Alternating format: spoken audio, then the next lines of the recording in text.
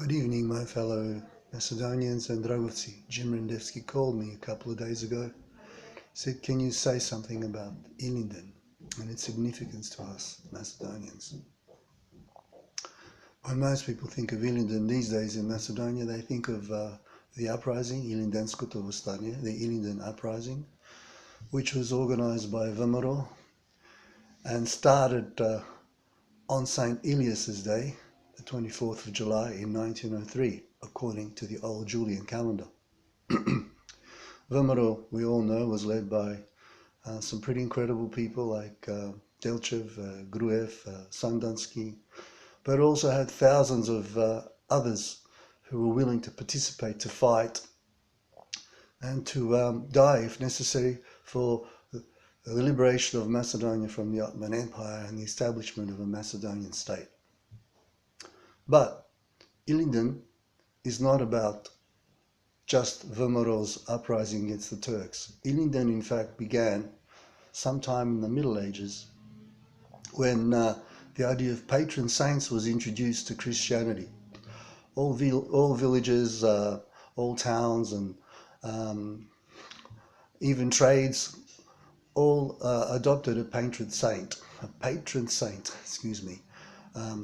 someone who would support their cause in heaven, apparently. So, in Dragoš, it's Sveti Ilija. That's why the monastery is Sveti Ilija. In my mother's village, it's Sveti Dimitar, and therefore their day is called Mitrovden. And we have other days like Jurijovden, Velikden, and so on. In those days, villages have what they call panegyri, or village fairs, where people go to dance and sing and celebrate in honor of the saint.